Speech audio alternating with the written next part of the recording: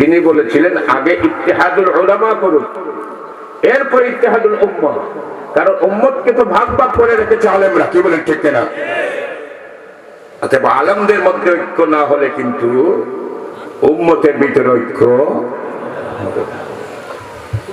সত্যি সত্যি তার কথা আজকে হাড়ে হাড়ে টের পাচ্ছে। أعوذ بالله من الشيطان الرجيم بسم الله الرحمن الرحيم كيف تكفرون بالله وكنتم أمواتا فأحياكم ثم يميتكم ثم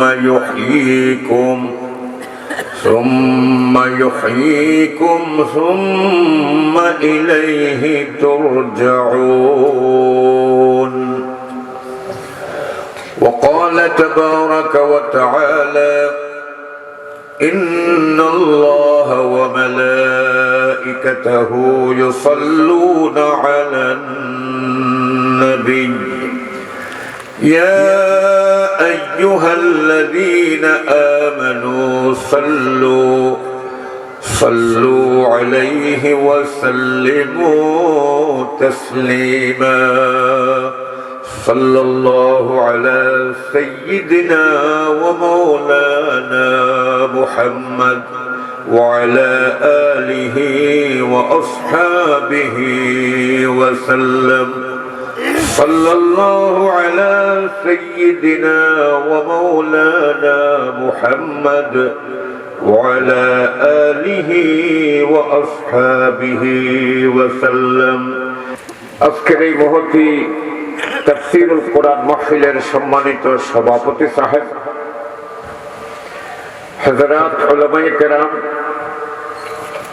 সম্মানিত মুরব্বিয়ানে ইজাম, সুপ্রিয় সুধীবৃন্দ, উপস্থিত সব বয়সের আমার প্রিয় দিনদার ইমানদার ভাইসব, পর্দানিশীন মা ও বোনেরা, সম্বোধনে যেহেতু মানুষ অনেক বেড়ে গেছেন তাই আমাকে আবারও সালাম দিতে হচ্ছে। তবে আশা করি জবাবটা সকলেই দেবেন, অন্তত যারা সামনে আছেন। আমি তো শুনিয়ে সালাম দিচ্ছি, আপনারাও আমাকে শুনিয়ে দেবেন। আসসালামু আলাইকুম ওয়া রাহমাতুল্লাহ। আমরা শুরুতেই আল্লাহ রাব্বুল আলামিনের দরবারে আলিশানে লাখো কোটি শুকরিয়া আদায় করছি যে আল্লাহ রাব্বুল আলামিন আমাদেরকে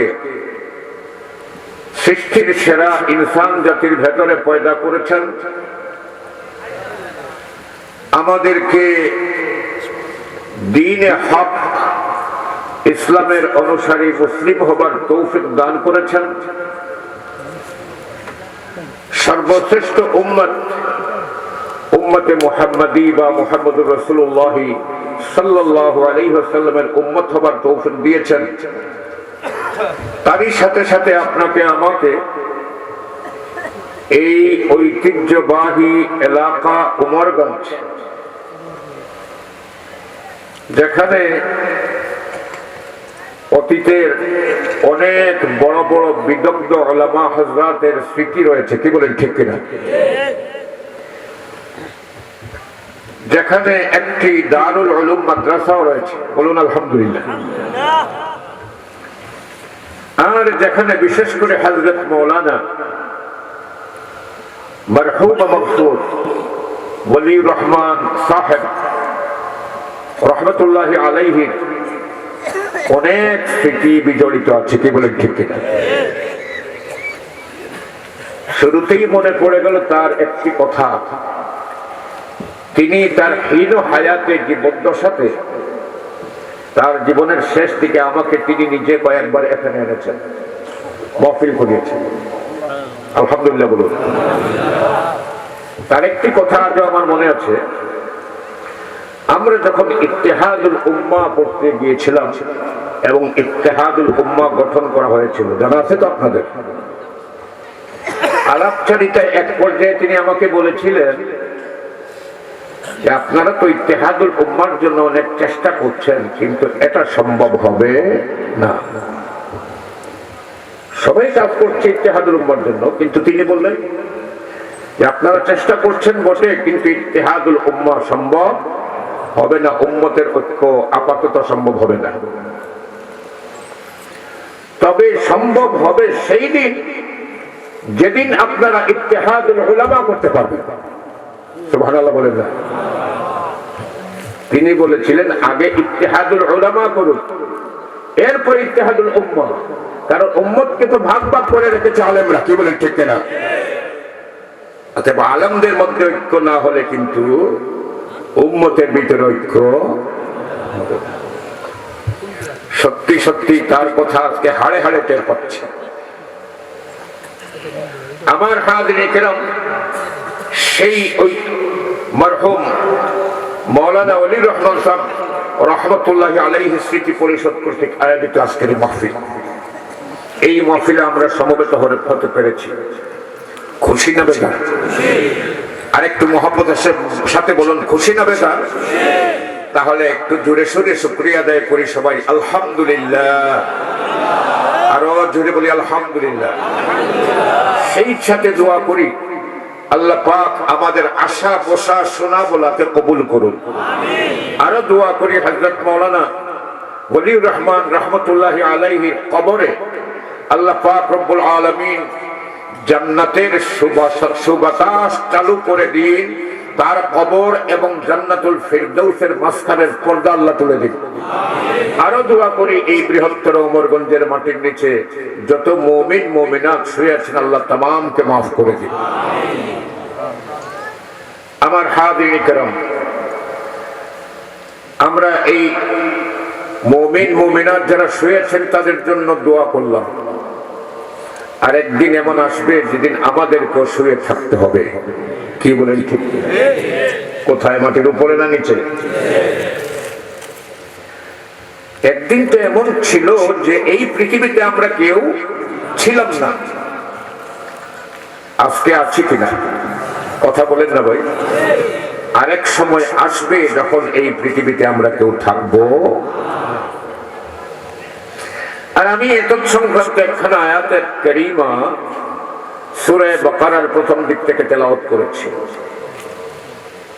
আসুন আমরা আয়াতের ভেতরে আগে যাই, কারণ আয়াত তেলাওয়াত করে এর অর্থ বুঝে, এর অর্থ জেনে তার উপরে আমল করার চিন্তা ভাবনা করলে 100 রাকাত নফল নামাজের সওয়াব হয়। নবীজি বলেছেন, সহিহ হাদিস। তাহলে আমরা শুরু করি। আয়াত তো অনেকেই জানা আছে, কাইফা তাকফুরুনা জানা আছে না? পড়ুন। أعوذ بالله من الشيطان الرجيم بسم الله الرحمن الرحيم كيف تكفرون بالله وكنتم أمواتا فأحياكم ثم يميتكم ثم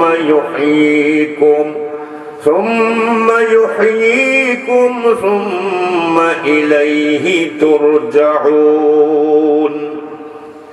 আল্লাহ রাব্বুল আলামিন বলছেন, কাইফা তাকফুরুনা বিল্লাহি, কিভাবে রে তোমরা আল্লাহর সঙ্গে অবাধ্যতা করো, কুফরি করো আল্লাহর সাথে।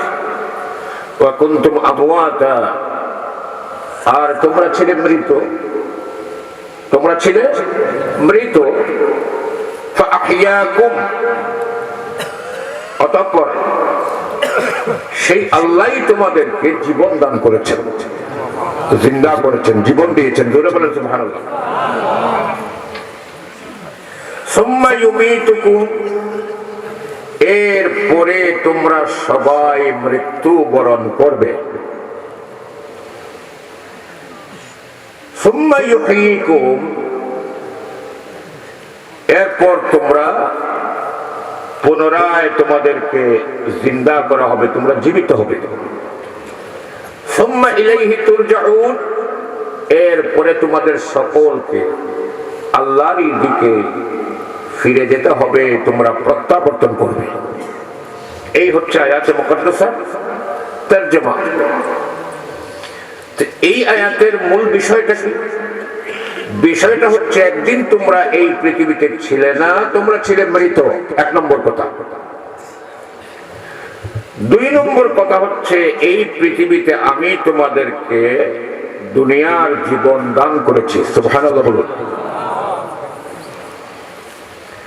3 নম্বর কথা হচ্ছে এই দুনিয়ার জীবন যারা লাভ করেছে তাদেরকে অবশ্যই মরতে হবে। কি বলেন, ঠিক কিনা? অবশ্যই মরতে হবে। আর 4র্থ কথা হচ্ছে মৃত্যুর পরে মাটিতে মিশে গিয়ে শেষ না, তোমাদেরকে তোমাদের রবের দিকে ফিরে যেতে হবে। তাহলে এই পৃথিবীতে আমরা এক সময় ছিলাম না, আজকে আছি।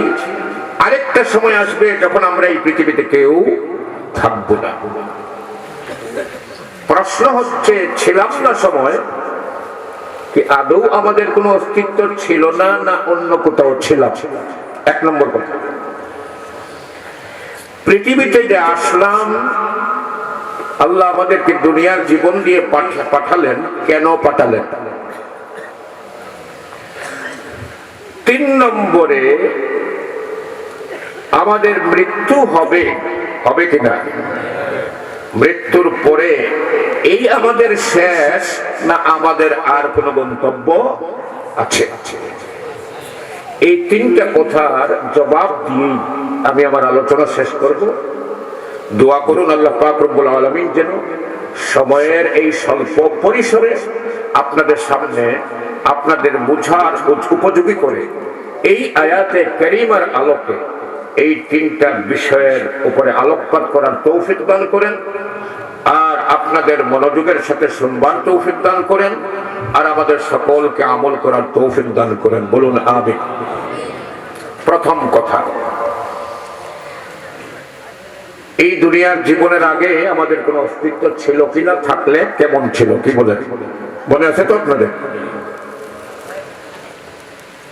কোরআনুল কারীমে আল্লাহ রাব্বুল আলামিন বলছেন যে মানুষের উপর দিয়ে এমন একটা বিশাল সময় অতিবাহিত হয়ে গেছে, যে সময় মানুষ কোন আলোচনার বিষয়বস্তুই ছিল না। জোরে বলেন সুবহানাল্লাহ।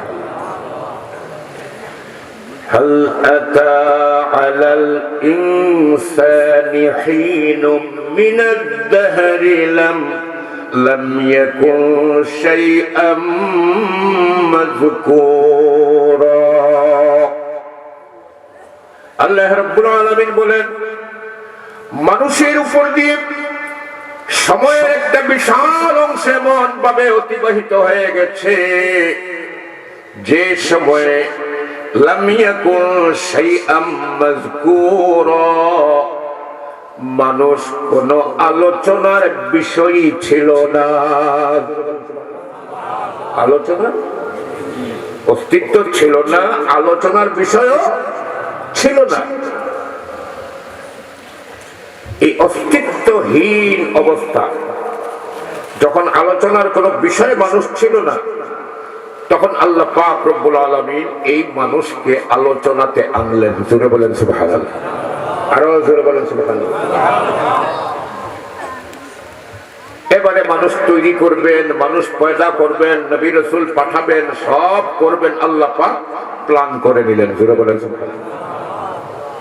এক ক্ষেত্রে আল্লাহ রাব্বুল আলামিন সর্বপ্রথম যে জিনিসটা তৈরি করলেন সেটা হচ্ছে কলম।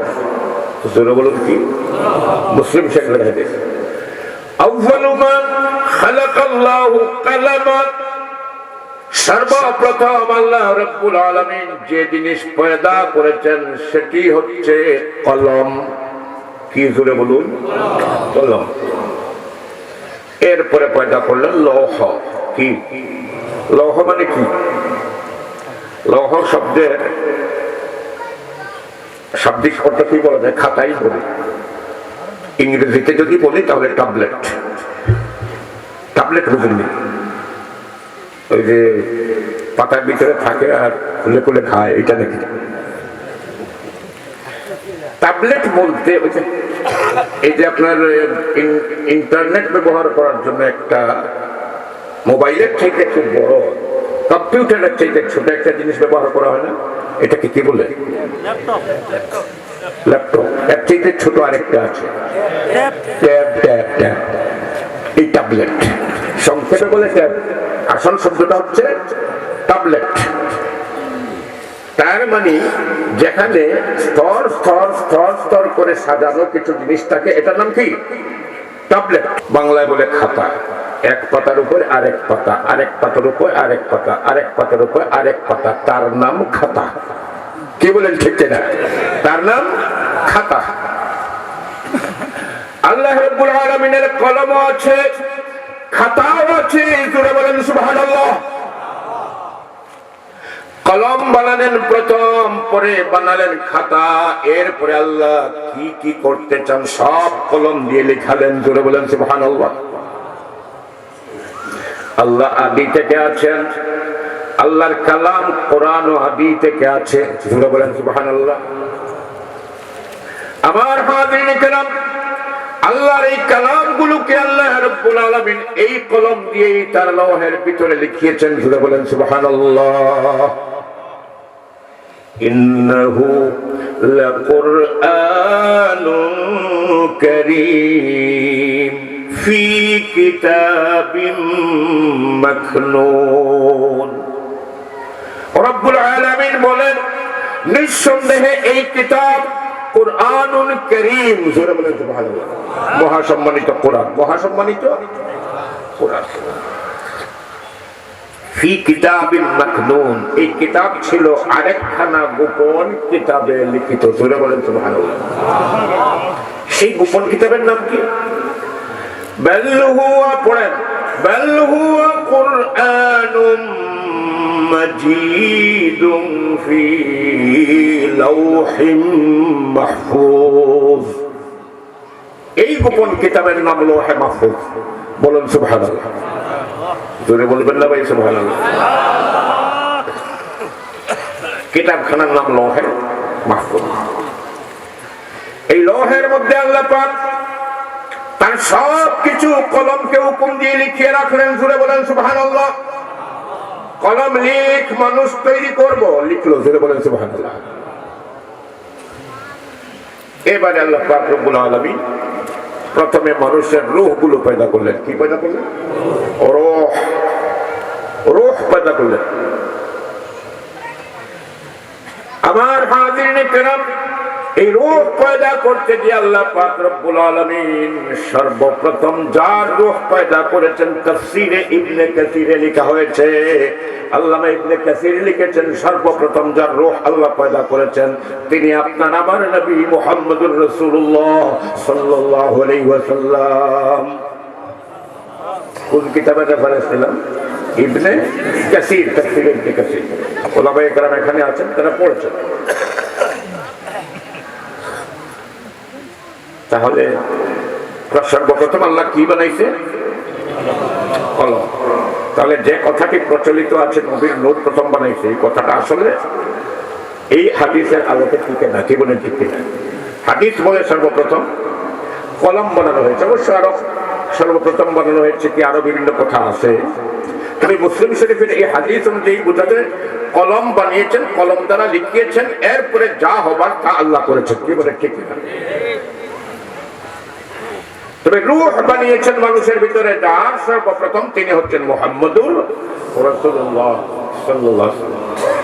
রাসূল তো বিভিন্ন বিষয়ে আগে, বিভিন্ন বিষয়ে কি?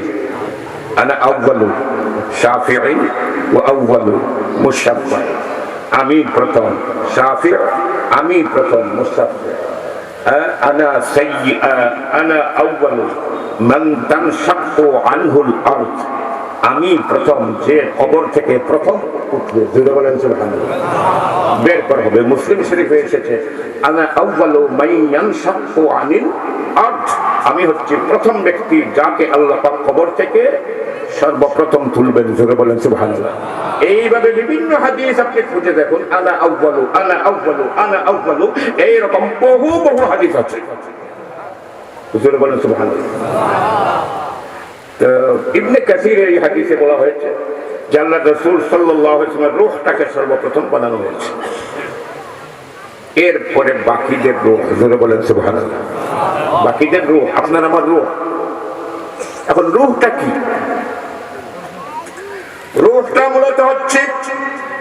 রূহটা হচ্ছে মূলত মানুষ, প্রকৃত আসল মানুষ। রূহটা আসল, এই দেহটা কিন্তু আসল মানুষ না। আমাদের একটা জীবন আমরা পাড়ি দিয়ে এসেছি আলমে আরওয়াহে, ঠিক কিনা? ওইখানেও কিন্তু রূহের বাহন ছিল। পৃথিবীতে আছি, এইখানেও কিন্তু রূহের বাহন আছে। যারা শহীদ হয়ে দুনিয়া থেকে বিদায় হয় তাদেরকে শুধু আল্লাহ পাক জান্নাতে নিয়েছেন। সেই রূহগুলোর জন্য ওখানে আলাদা বাহন দেন। জান্নাতের বাহনটা হবে শহীদদের জন্য পাখির বাহন, পাখির মতো। কিসের মতো? পাখি। বুখারীর হাদিস বিভিন্ন কিতাবে এসেছে।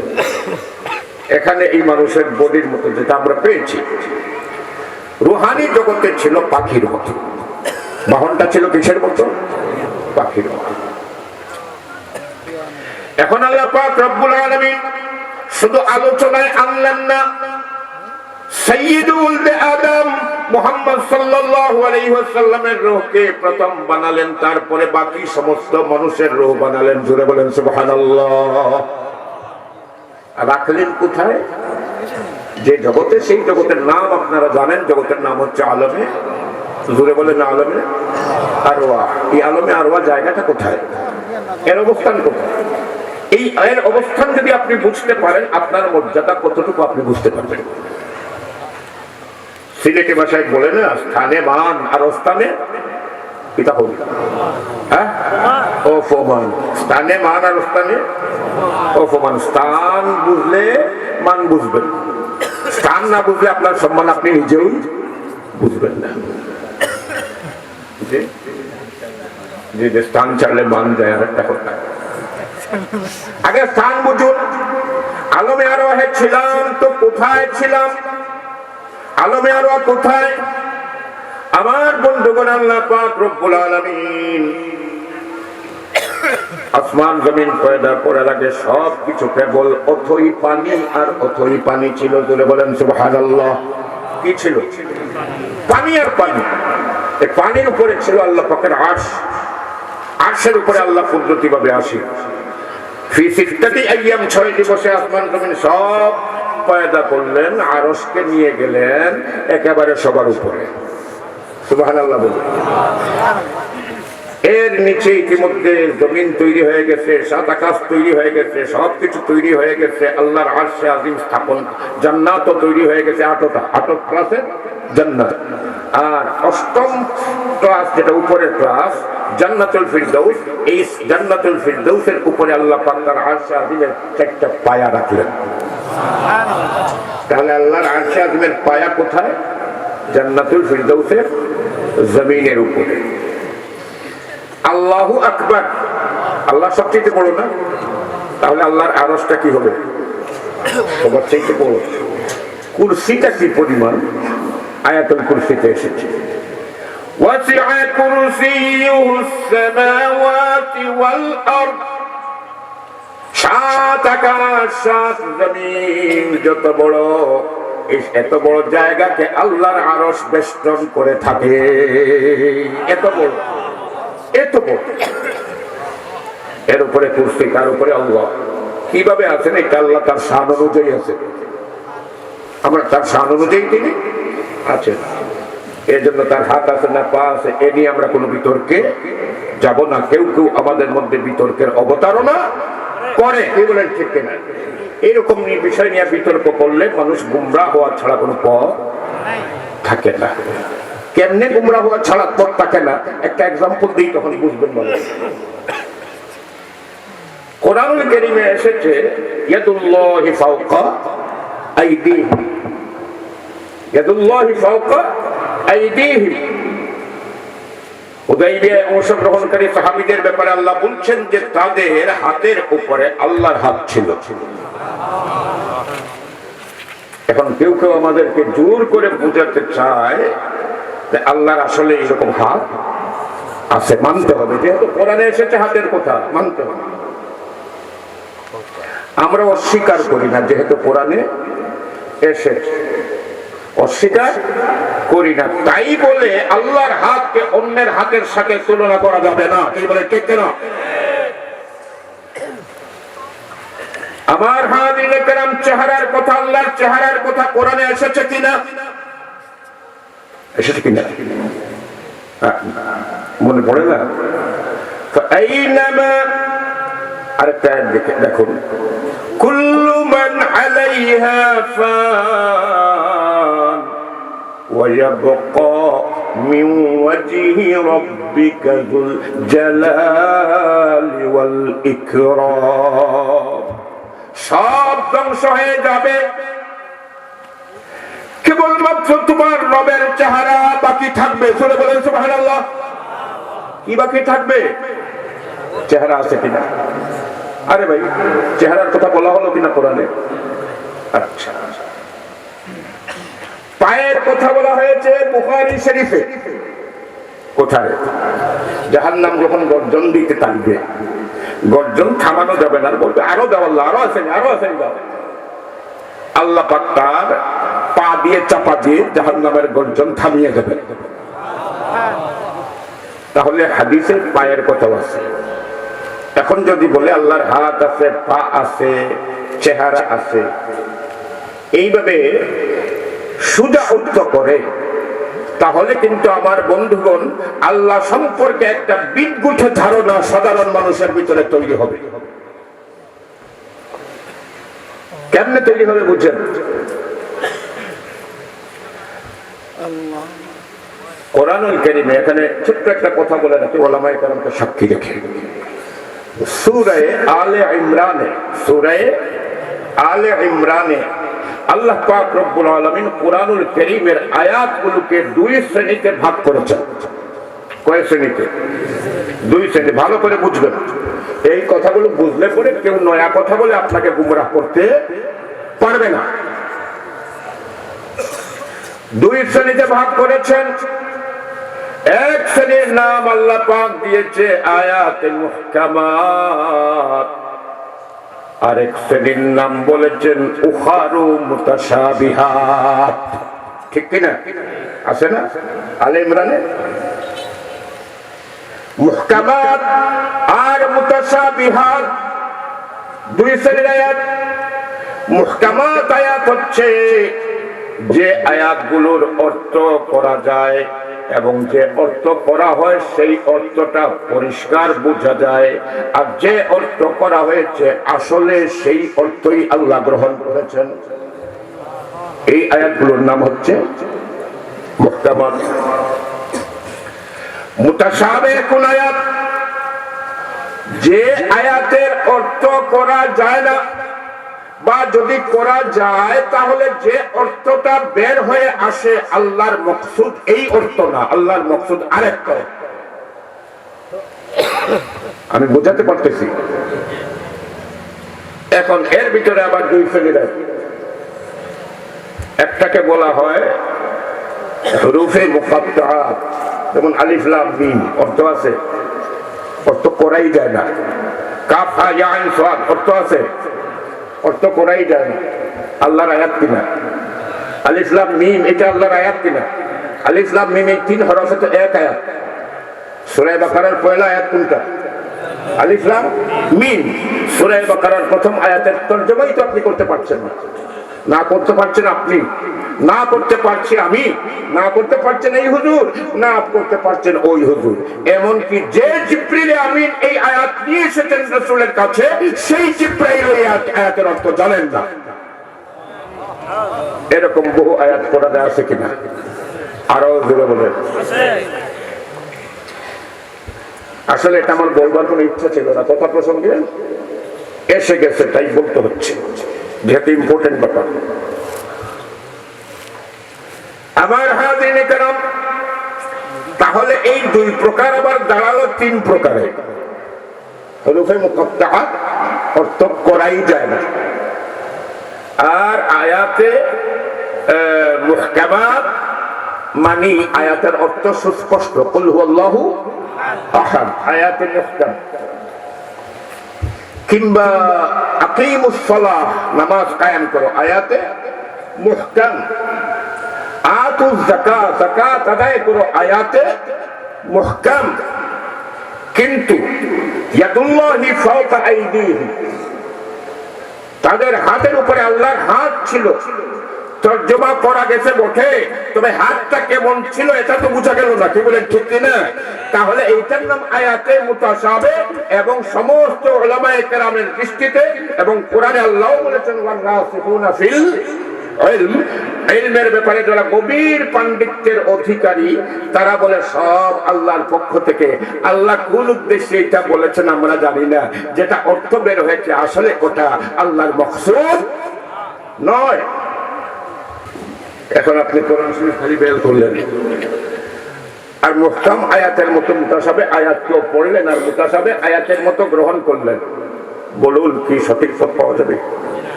আরে বলেন না। এজন্য কোরআনে কোন আয়াত মুতাশাবিহ কোন আয়াত মুহকাম এটা জানতে হবে।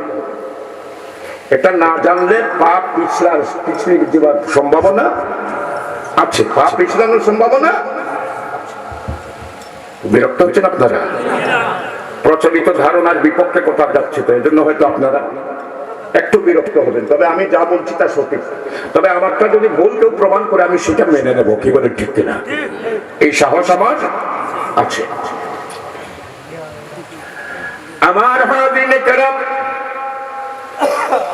এইটা হচ্ছে মুতাশাবিহ আয়াত, ভিন্ন ভিন্ন অর্থ করা যায়। যেমন এক মুফাসসির এক তাফসীর একটা করেছেন, একজন বলেছেন এটা আল্লাহর কুদরত,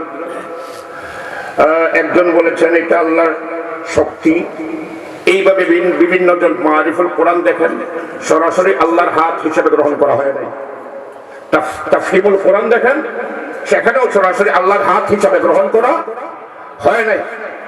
আল্লাহর পাওয়ার, আল্লাহর ক্ষমতা, আল্লাহর কুদরতকে বোঝানো হয়েছে। আবার এখন এমন ফতোয়াবাজও বের হয়েছে, মারিফুল কোরআনের কথাকে তাফসীর কারককে, তাফসীরুল কোরআনের তাফসীর কারককে বলে ওনারা গুমরাহ। কারণ ওনারা কি করেছেন, কোরআনে স্পষ্ট আয়াত আল্লাহর হাত আছে আর তারা হাত অর্থ করে নাই, মানে নাই, ঠিক কিনা? কি বড় আল্লামা হইছে, কি বড় আল্লামা হইছে। মুফতি শাফি রহমতুল্লাহ আলাইহি বলে গুমরাহ বলতে তাদের অন্তর কাঁপে না। মাওলানা মওদুদী রহমতুল্লাহ আলাইহি গুমরাহ বলতে তাদের অন্তর কাঁপে না। তারা বলে আল্লাহর হাত আছে, হাতই আছে। এখন যদি তারা এই মুতাশাবিহ আয়াতগুলোকে অর্থ করে করে এইভাবে মুহকাম আয়াতের মতো স্পষ্ট আয়াত হিসেবে গ্রহণ, মানে অর্থ হিসেবে গ্রহণ করে নেয়, তাহলে আমি বলি কোরআনে ইয়াদুল্লাহি ফাওকা আইদিহিম আছে কিনা? আল্লাহর হাতের কথা আছে কিনা? বুখারী শরীফে পায়ের কথা আছে কিনা? বলেন না ভাই, পায়ের কথা আছে। কোরআন শরীফে আল্লাহর চেহারার কথা আছে কিনা? আচ্ছা, তাহলে পা পাওয়া গেল, কথা বুঝবেন, তাদের আক্ষরিক অর্থ নিল। পা পাওয়া গেল, দুইটা হাতও পাওয়া গেল, ব্যাস পা পাওয়া গেল, হাতও পাওয়া গেল। হাত আছে দুইটা কাঁধের উপরে, কাঁধের উপরে আছে চেহারা তো থাকতে হবে, তাহলে ঘাড়, আর ঘাড়ের উপরে কি আছে? মাথা, মাথার মধ্যে চেহারা। আবার চেহারা একটা বলা হয় না কোরআন শরীফে, আইনামা তুওয়াল্লু ওয়ুজুহাকুম ফাসাম্মা ওয়াজহুল্লাহ। তুমি তোমার চেহারা যেদিকে ঘোরাবে ওই দিকে দেখতে পাবে ওয়াজহুল্লাহ। ওয়াজহুল্লাহ মানে কি? আল্লাহর চেহারা। তোমার চেহারা এই দিকে আছে, ওই দিকে আছে ওয়াজহুল্লাহ। এবার ঘুরাও এই দিকে, ওই দিকে আরেকটা ওয়াজহুল্লাহ, ওই দিকে ঘুরাও, ওই দিকে আরেকটা। এইভাবে যদি মন গড়া অর্থ নাও, তাহলে তো আল্লাহর চেহারা অনেকগুলোর কথা কোরআন শরীফেই আসলো। তাহলে দুইটা পাও লাগাইয়া দিলা, দুইটা হাতও লাগাইয়া দিলা, মাথাও লাগাইয়া দিলা, চতুর্মুখে চতুর্দিকে এক একটা চেহারাও ফিট করে দিলা।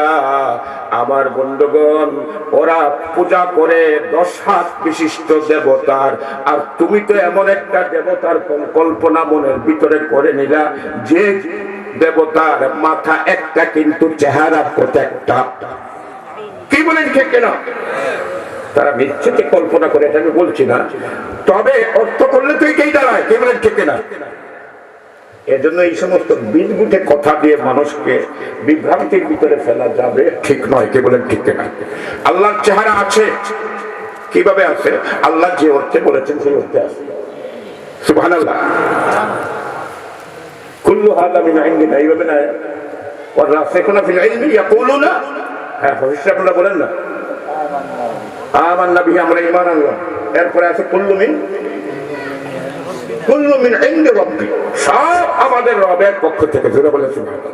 সব আয়াত আমাদের রবের পক্ষ থেকে আমরা মানি, কিন্তু আল্লাহ অনেক আয়াতের অর্থ আমরা যা বুঝি সেটা বলেন নাই, আরেকটা বুঝিয়েছেন, আরেকটা বলেছেন। এটা মানতে হবে। যদি কোরআনের এই অংশকে না মানেন, তাহলে সূরা আনআমে যে মুতাশাবিহ আয়াত আর মুহকাম আয়াতের কথা আসলো, এর উপরে আপনার ঈমান হচ্ছে না। কি বলেন ঠিক কিনা? মুতাশাবিহ আয়াতের কথা কে বলেছেন? জোরে বলেন। মুহকাম আয়াতের কথা কে বলেছেন? আল্লাহ। অতএব এগুলো বুঝতে হবে। আমার হাজিরিন কিরাম, আল্লাহ পাক রব্বুল আলামিন তিনি তার কুদরত অনুযায়ী আরশে আজিমের উপরে আছেন, শক্তি, তার শক্তি এবং শান অনুযায়ী। কি বলেন ঠিক কিনা? আমরা হাত পা দিয়ে তাকে কল্পনা করতে পারি না। কি বলেন ঠিক কিনা? তবে আল্লাহকে আমরা একদিন দেখব। সাতারাউনা রাব্বাকুম কামা তারাউনা হাযাল কামারা, আল্লাহর নবী বলেন, ওই আকাশের চাঁদকে যেভাবে তোমরা স্পষ্ট করে দেখতে পাও রে, তোমাদের রব আল্লাহকে সেইভাবে স্পষ্ট দেখতে পাবে। তবে আল্লাহকে দেখতে গেলে চর্মচোখে দেখা সম্ভব নয়। চর্মচোখে দেখা সম্ভব নয়। আল্লাহ পাক, আল্লাহ রাসূল আল্লাহ পাককে অনেকবার দেখেছেন, কিন্তু সেটা কলবের চোখ দ্বারা। কিসের চোখ দ্বারা? কলবের চোখ দ্বারা, চর্মচক্ষুর দ্বারা না। এমনকি মেরাজের রাতে তো কাছাকাছি গেলেন, সেদিনও আল্লাহকে নবী দেখেছেন, এমন কোন সহি দলিল নাই। কথা বলেছেন। তবে চর্মের চোখে দেখার দলিল বহু আছে, বহু আছে। জোরে বলেন সুবহানাল্লাহ। চর্মচোখে আমরা কোনদিন দেখবো আল্লাহকে? যেদিন আমরা জান্নাতে যাব। জোরে বলেন সুবহানাল্লাহ। আল্লাহ পাক রব্বুল আলামিন জান্নাতীদেরকে একত্রিত করবেন, আর আল্লাহ পাক তার শান অনুযায়ী তার আসল অবস্থা নিয়ে বসবেন। আল্লাহ পাক জাহির হবেন। জোরে বলেন সুবহানাল্লাহ। আর মানুষ তার দিকে তাকাতে থাকবে। এর আগে দাউদ আলাইহিস সালামকে দিয়ে আল্লাহ কোরআনুল কারীম তেলাওয়াত করাবেন দাউদের সুমিষ্ট কণ্ঠস্বর দিয়ে। জোরে বলেন সুবহানাল্লাহ। আর সবশেষে আল্লাহ পাক নিজে সূরা আর রহমান তেলাওয়াত করবেন। আল্লাহর দিকে তাকাবেন আপনি। এই তাকানোর কারণে, আল্লাহকে দেখার যে শোক, আল্লাহকে দেখার যে খুশি, এর কারণে এরপরে 1000 বছর চলে যাবে আপনার এই আনন্দে আত্মাহারা হয়ে যে আল্লাহকে আপনি দেখেছেন। জোরে বলেন সুবহানাল্লাহ। এটা সুন্দর। ইন্নাল্লাহ জামিল, আল্লাহ হচ্ছেন সুন্দর। জোরে বলেন সুবহানাল্লাহ। এখন আল্লাহ পাক আরশে আজিমের উপরে শান অনুযায়ী অধিষ্ঠিত হলেন।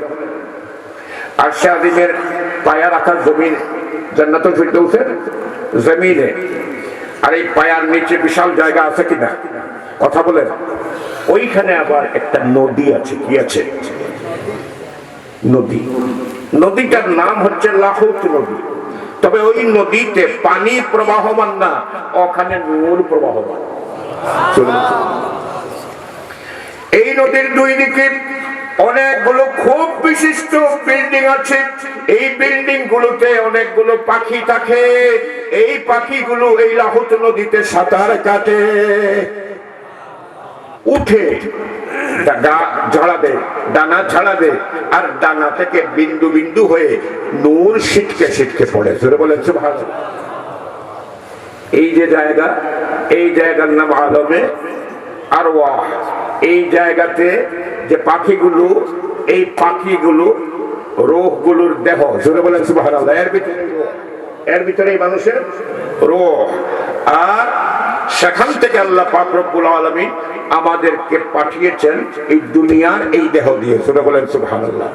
আবার এই দেহ নিয়ে এই ময়দানে মাহশরে উঠতে হবে, কি বলেন ঠিক কিনা? এখন কিন্তু আগের দেহ আসবে না, এই দেহ নিয়ে আবার ময়দানে মাহশরে উঠতে হবে। আবার হাজিরিনে কেরাম, এখন আল্লাহ পাক রব্বুল আলামিন এই মানুষকে পৃথিবীতে পাঠালেন। মানুষকে আল্লাহ পাক রব্বুল আলামিন পৃথিবীতে পাঠাবেন।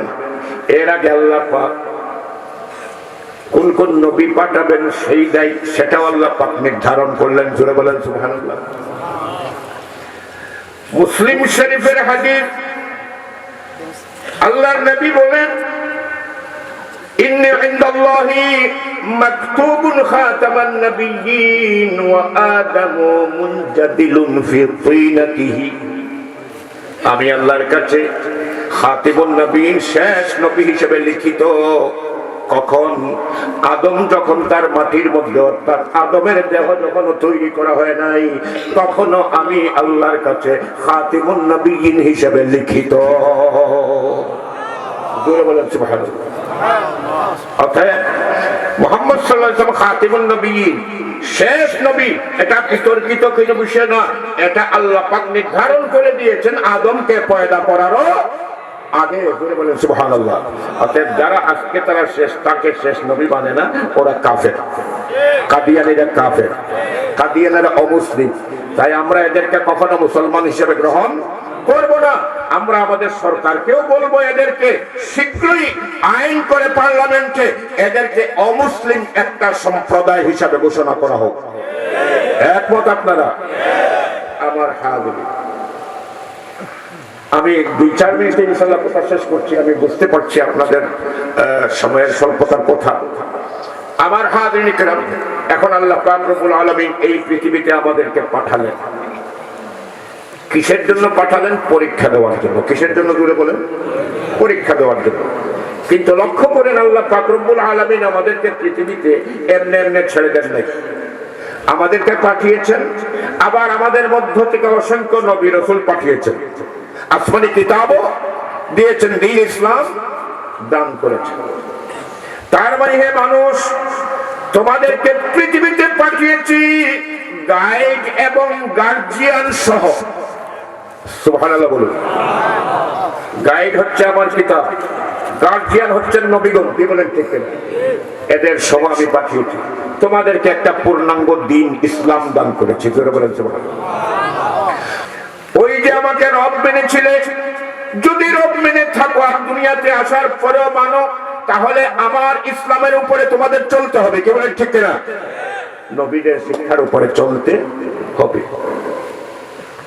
যদি এইভাবে ইসলামের উপরে চলো, নবীদের শিক্ষার উপরে চলো, তাহলে পরীক্ষার জন্য পাঠানো হয়েছিল আফসানু আমালা, কে কোন ভালো কাজ করো, উত্তম উত্তম কাজ করো, তা যাচাই করার জন্য।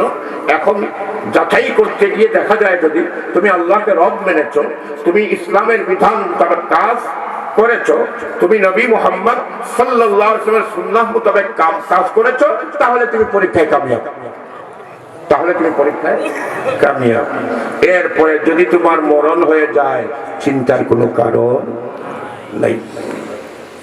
মরণে তোমাকে এই 3টা প্রশ্নই করা হবে। মান রাব্বুকা ওয়া মা দীনুকা ওয়া মান হাযার রাজুলুল্লাযী বুইসা ফীকুম। অন্য হাদিসে এসেছে মা কুনতা তাকুলু লিহাযার রাজুল। অন্য হাদিসে এসেছে ওয়া মান নবিয়্যুকা, তোমার নবী কে? আমার হাজিরিন কিরাম, এই 3টা প্রশ্ন করা হবে। তোমার রব কে? জবাব দিবেন কেমনে?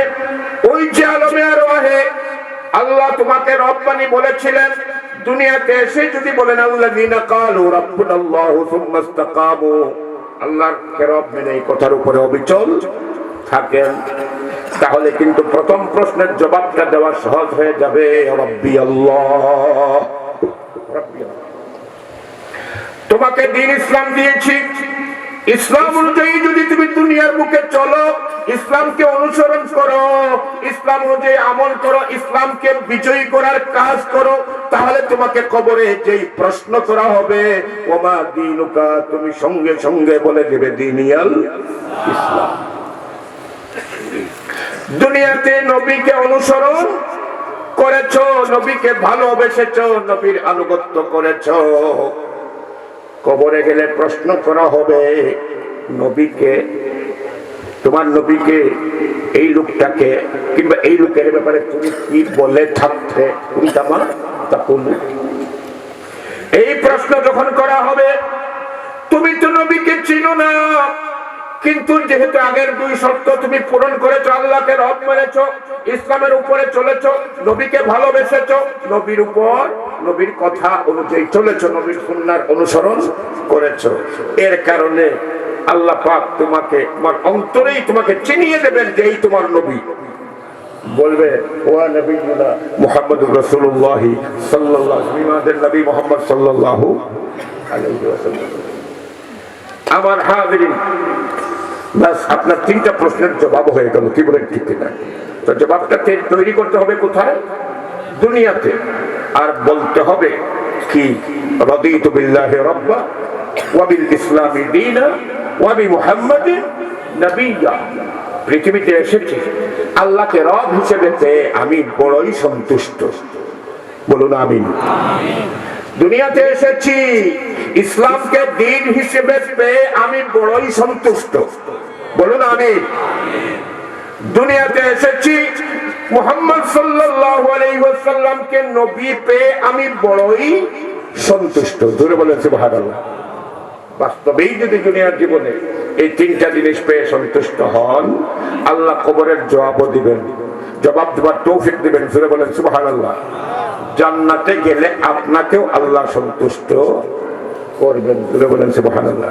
ময়দানে মাহশরে আপনাকে আল্লাহ পাক সন্তুষ্ট করবেন। আল্লাহ পাক রব্বুল আলামিন আমাদেরকে এই কথাগুলোর উপর আমল করার প্রথম তৌফিক আমি চাই, পরে আপনাদের পক্ষ থেকে চাই, আমাদের সকলকে আল্লাহ তৌফিক দান করুন, বলুন আমিন।